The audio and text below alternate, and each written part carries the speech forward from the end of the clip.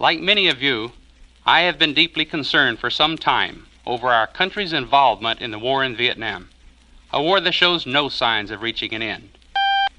With this communist bastion lying just 90 miles from our shores, continuously spreading its poisonous propaganda and criminal subversion throughout our hemisphere, it is here, in the jungles and rice fields of South Vietnam, 9,000 miles away, that our government says it has chosen to oppose communist aggression, but seems unable or unwilling to achieve victory over this communist enemy. Even as the headlines continue to tell of the increasing number of Americans dying in Vietnam, I heard disturbing reports of the credible restrictions on our fighting men. The evidence that these Americans were dying in a no-win war finally became so overwhelming that I went to Vietnam to see firsthand what is happening. I went there alone and without fanfare, a free American who wanted to know the truth, to try and determine if those Americans who shed their blood in this faraway land are doing so in vain. My visit began here in the fascinating city that is modern Saigon, a city of contrast with its tall buildings, modern stores, broad streets, and brightly painted signboards reporting election results overshadowing the incredible number of small sidewalk shops that seem to line every street, offering an endless variety of items to the constant streams of shoppers, and the thieves' marketplace, where the vultures of the black market hawk their illicit wares openly on the sidewalk. Here, teeming masses of people go busily about their lives in the midst of a war. I spoke with many, and they seemed genuinely glad that people somewhere cared enough to help preserve their freedom. I went with the reporters and photographers who serve as eyes and ears of the world to the impressively staged press conferences where they are given prepared news releases that are rewritten, adding local color, and then fed to a news-hungry America. I left Saigon and went out across the countryside, where roads were lined with rich fields of rice and heavy jungle. And the most frequent travelers one sees are Vietnamese and American forces traveling in armed convoy, for the ever-present Viet Cong can strike from ambush at any moment. I went to small remote villages where humble people live and die, not really knowing what the war is all about, but where the children showed with their shining faces that they knew the Americans were their friends. I went on to where Americans, in this land of mud, jungles, and rice paddies, man the outpost of freedom against the ruthless aggression of the worldwide communist apparatus. Where American men, your sons, husbands, sweethearts, and brothers, are fighting and dying in defense of our freedom. Yes, I went to Vietnam and saw firsthand what is happening there. When I left there, I was even more disturbed and concerned than when I arrived. And many of the things you will see and hear in this film are from my personal observations and person-to-person off-the-record conversations with our fighting men in Vietnam.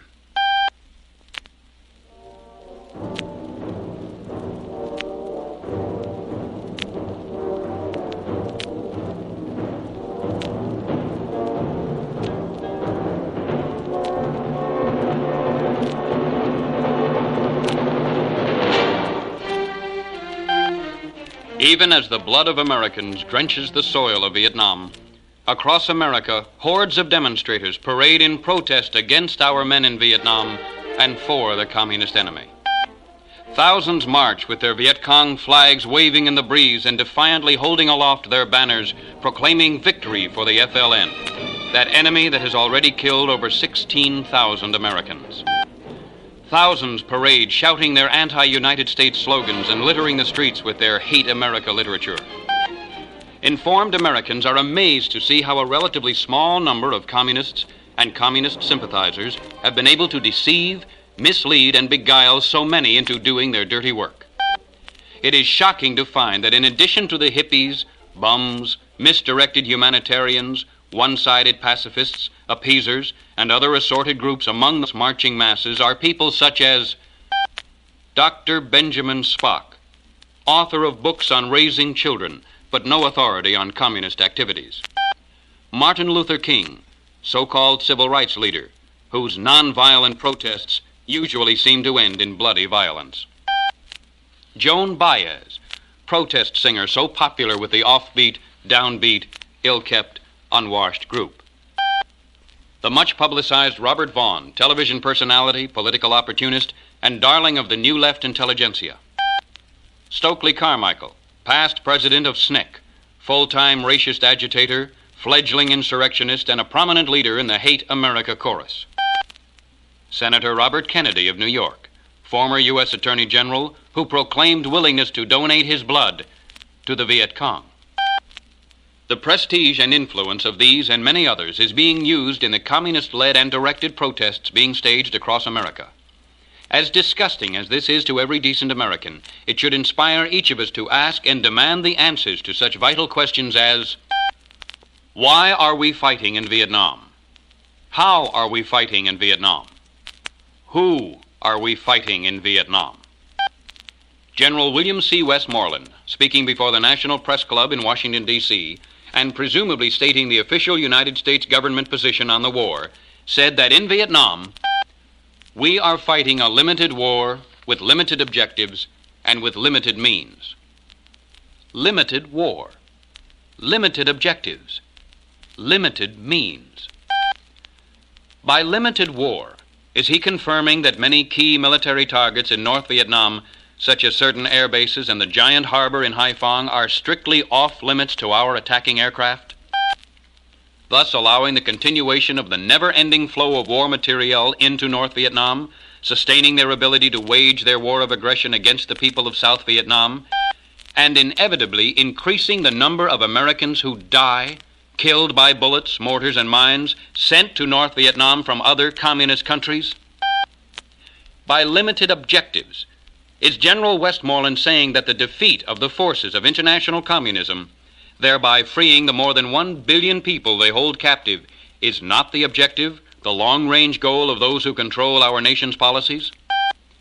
That their policy is one of accommodation, containing the spread of communism, but as more and more people fall under its cruel yoke, we abandon them and merely set new boundaries for our containment or accommodation of communism? And by limited means, are we to assume that he is officially confirming the oft-repeated charge that our fighting men are not being allowed to use the tremendous military potential with which the American taxpayers have equipped them? That even though we possess overwhelming technical superiority in weaponry and equipment, we are fighting basically a manpower war in Vietnam?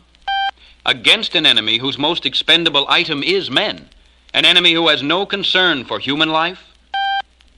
It seems that only the number of Americans who are to die in Vietnam is unlimited, and that toll of victims to communist aggression is increasing at a rate that is shocking.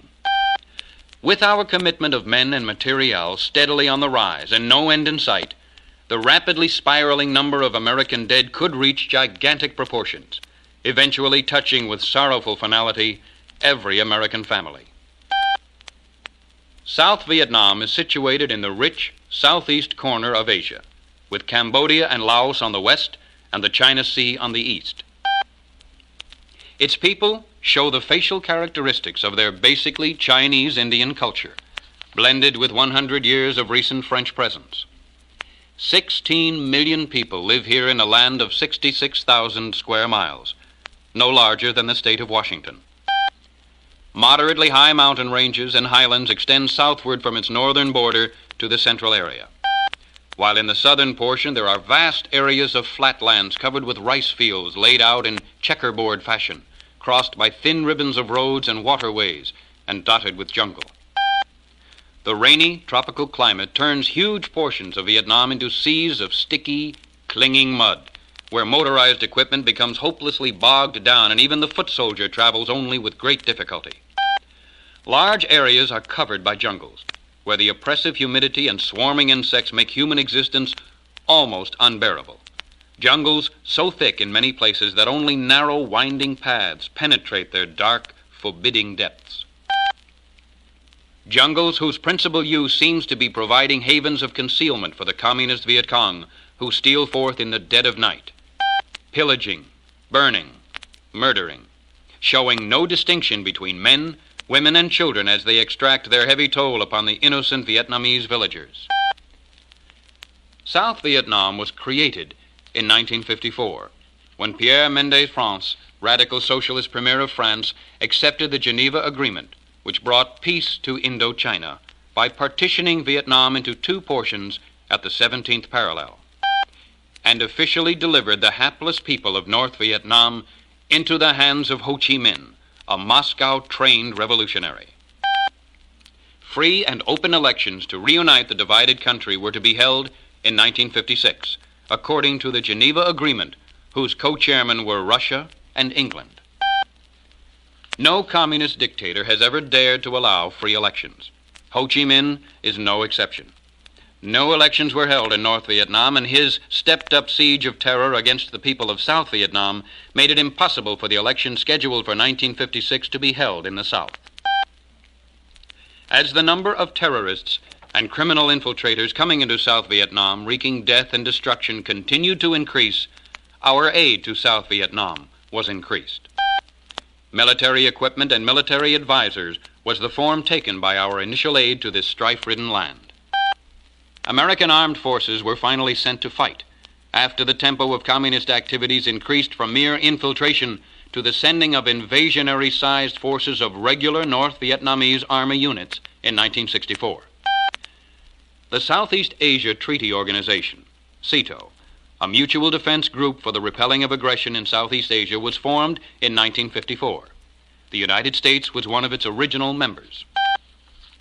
Our government, by joining in regional mutual defense pacts, has acknowledged that communist imperialism is a global threat against the peace and security of every free nation. Under the SEATO agreement, we have pledged to come to the aid of any Southeast Asian nation that requests our aid in resisting aggression from without. To bow to the communist-inspired demands that we ignore this commitment would certainly have serious psychological effects on other free peoples who depend on our military might and our willingness to use that might to back up their stand against communist aggression. The government, headed by Ngo Dien Diem, originally requested our aid in South Vietnam.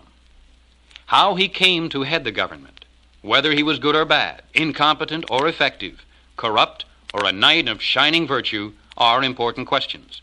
But they are not germane to the issue of how the war is being conducted now. We have gone to the aid of the people of South Vietnam in their efforts to resist being taken over by another expansion of the international communist empire. And through 1967, over 16,000 Americans have died in Vietnam. To give up and pull out now via a political sellout at the conference table, such as in Korea, would make their gallant sacrifices in defense of human freedom a mockery. The United States stands without question as the greatest industrial giant and most powerful military force in the history of man. But still, we have been unable or unwilling to defeat the communist enemy from North Vietnam, a country smaller than Missouri, a population of only 17 million, and practically no industrial capacity of its own. Why hasn't American military superiority defeated this military arm of the Moscow-Peking-Hanoi axis? Let us look at how our men are being allowed to fight. The American soldier in South Vietnam is the best trained, best equipped fighting man we have ever had. He's sharp and quick and dedicated to doing his part to ensure the preservation of our great nation. They are not merely serial numbers and cold statistics. They are young men with hopes and dreams for the future, a future that many of them will not live to see. They are human beings, like the young GI pausing here to pet the camp mutt. He is in full battle gear and waits for the order that might send him and his buddies into battle at any moment. He is someone's son, as are these young American soldiers who went out on patrol this morning and are now returning from a clash with the Viet Cong, or Charlie in GI lingo. They've come back dead tired, but alive, after facing enemy bullets, grenades, and mortars, not knowing that most of these instruments for their death had been delivered by truck a few miles away just days before. In the distance, you can see the vast expanse that is Cambodia, and here at the Cambodian-South Vietnamese border, trucks arrive almost daily, heavily laden with weapons, ammunition, and other supplies for the Viet Cong. These supplies are delivered into South Vietnam with complete immunity, and although this is well known and the movements can often be clearly seen from the air, our forces are prohibited from attacking and destroying these war materials. This authoritative feature article in the December 11th, 1967 issue of U.S. News and World Report went into even greater detail concerning the communist use of Cambodia as a training area and supply center. How many of our fighting men have died from bullets, grenades, or mortar shells that could have been destroyed before they reached the enemy, no one will ever really know. But were it only a single man, the vote-conscious, unprincipled politicians responsible for such senseless restrictions should share equal blame for the death of that American with the communist who pulls the trigger. Officials in Washington are quick to point out that more than 1 million tons of bombs have been dropped over North and South Vietnam by our Air Force when the question of strategic bombing is raised. Vast areas of Vietnam plainly shows where a large portion of these tons of bombs are being dropped, on small patches of jungle and in open fields. But what of the off-limits strategic targets that are privileged sanctuaries from this saturation bombing?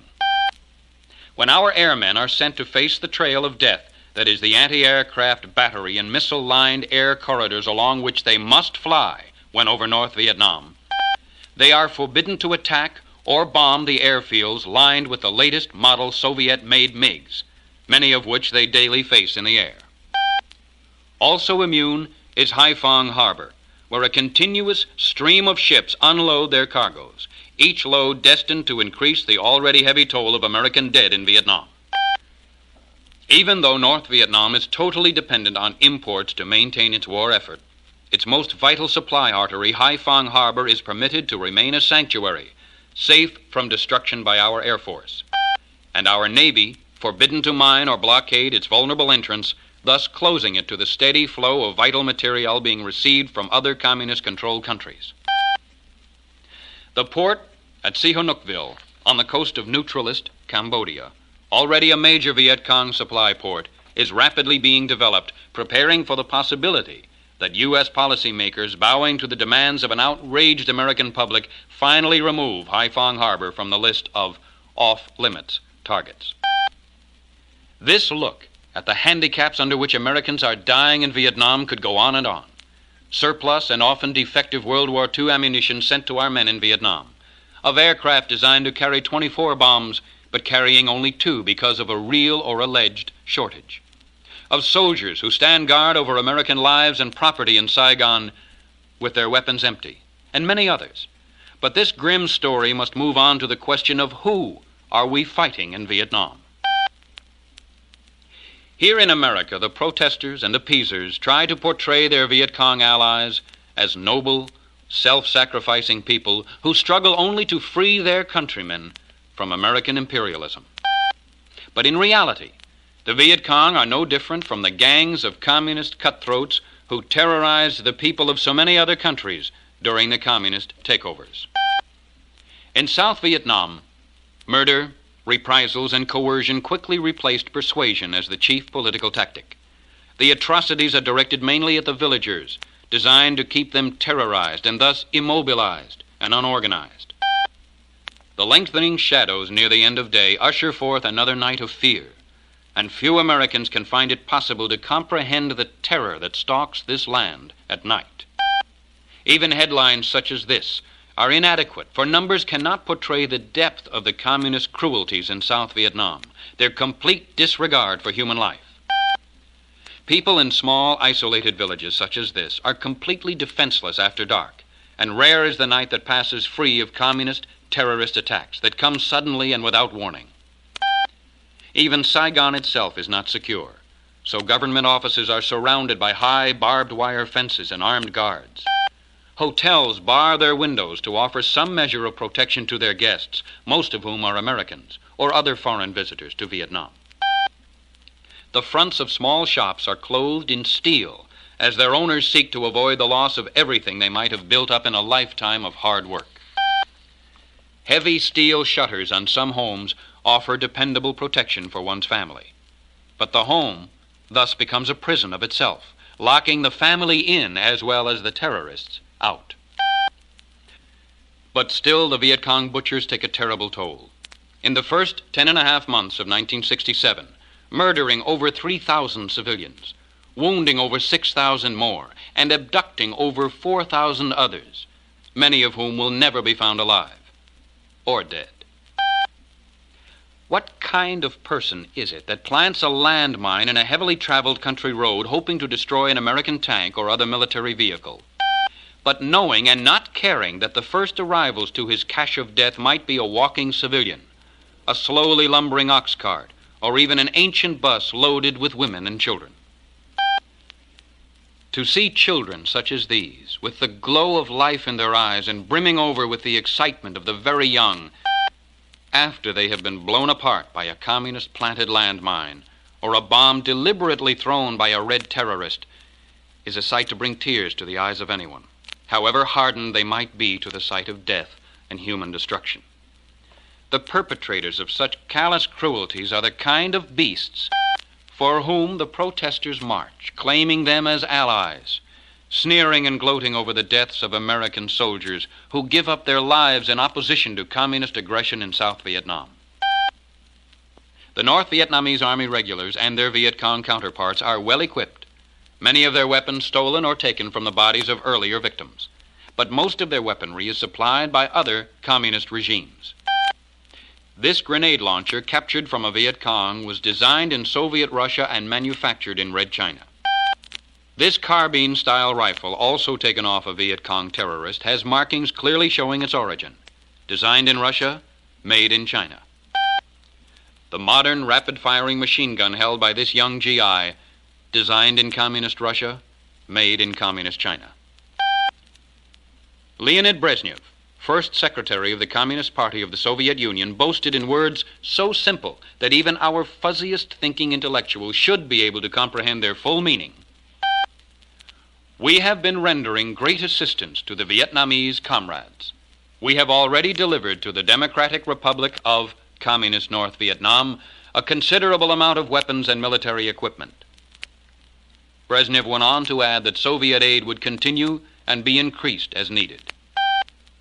Other communist dictators around the world, like the well-trained puppets they are, echo in words and deeds this same support, and join with Russia in pouring forth a steady flow of war materiel to their comrades in Vietnam.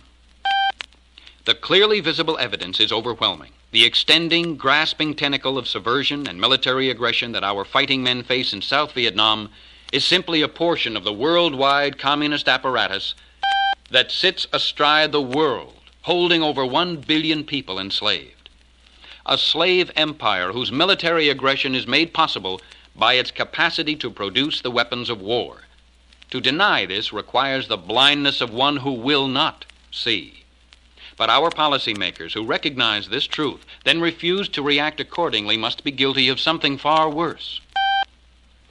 Even as the soil in Vietnam becomes deeper stained with the blood of Americans killed by weapons supplied by communist regimes, Lyndon Baines Johnson, President of the United States and Commander-in-Chief of our armed forces, leads the chorus of those who plead for an increase in trade with these same communist regimes. They refer to the action as building bridges. This is just a few of the critical materials already cleared for shipment to these communist dictatorships. Steel tubing, copper cable, iron ore, diesel engines, electric motors, rocket engines, turbines, ball bearings, roller bearings, aircraft parts, precision machine tools, technical data, and even ingredients for explosives. The sale of this ham from Poland, with its good housekeeping seal of approval, and other imports from the communist slave labor empire furnish badly needed American dollars with which the Reds buy critically needed items here and in other Western countries. Many U.S. government officials point glowingly to the 44% increase in trade during the first 6 months of 1966 with the communist regimes of East Germany, Czechoslovakia, Romania, Bulgaria, Poland, Hungary, Yugoslavia, and Soviet Russia. But they fail to mention that during the same period, these same communist regimes furnished 80% of the war materials used to kill Americans fighting in Vietnam. The congressional records of January 26, 1967, page H693, and March 10, 1967, pages S3543, S3547, give an even more comprehensive look at the list of critical items recently cleared by the Johnson administration for shipment to various communist regimes. Your congressman or senator will send you a copy upon your request. As incredible as it might seem, the Americans who die in Vietnam are victims of the international communist apparatus, which is able to support its war of aggression in South Vietnam, due in great part, if not principally, to the technical data, critical materials, vital machinery, and credit it obtains in the United States with the Johnson administration's blessing. Why fight them in Vietnam but help them everywhere else is a question being asked by reasonable Americans. But the official answer to this penetrating question is only alibis, buck-passing, and double talk. Senator Carl Munt of South Dakota, acknowledged to be one of the foremost authorities and most vigorous opponents of communism, stood before the United States Senate on March 14, 1967, and declared, "If increasing the armament of those fighting against us is the shortcut to peace, every American president in history except Lyndon B. Johnson has been totally and completely in error because he is the first to propose it." Congressman H.R. Gross condemned this insanity in these terms: "It is time that the citizens of this country were made to understand that they and their fighting men have been made the victims of a betrayal to international politics and intrigue." Words like betrayal or treason are harsh and should not be taken lightly. The drafters of our Constitution set forth this clear definition of treason against the people of the United States as adhering to their enemies, giving them aid and comfort. Should it apply only to those who fight on the battlefield and not to those whose programs and policies aid that same enemy? From the grave, the sacrifices of the thousands of Americans already dead in a war they were forbidden to win demand an answer to the question, why fight them in Vietnam, but help them everywhere else? Our great nation can meet and defeat the worldwide communist apparatus that threatens to extend its bloody tyranny over all mankind. Our nation can survive the turmoil created by the marching mobs of agitators and appeasers who seem to willingly follow the dedicated communist enemies who organize the anti-American protests. But no nation of free men can long survive when large numbers of its citizens become apathetic and indifferent to the preservation of their freedom, unwilling to take a stand with those who speak up for freedom if it means becoming controversial or the object of smear terms and lies, or so selfish and comfortable in their material blessings that even the blood of their nation's youth concerns them not. Such people do not deserve freedom, nor will they long enjoy its abundant blessings. It is time for every American to become involved, to send a flood of letters, petitions, telegrams, and telephone calls to every politician, every newspaper, and every person of influence in the United States, demanding an immediate end to the treasonous trade policies which aid the international communist menace, and demanding that the Americans who fight against the communist enemy in Vietnam be unshackled and allowed to do their job with a clearly stated honorable goal, the objective. For in the words of General Douglas MacArthur, a great American patriot and the finest military leader in our nation's history, there is no substitute for victory. Let's win the war in Vietnam, and then bring our men back to their homes and their loved ones.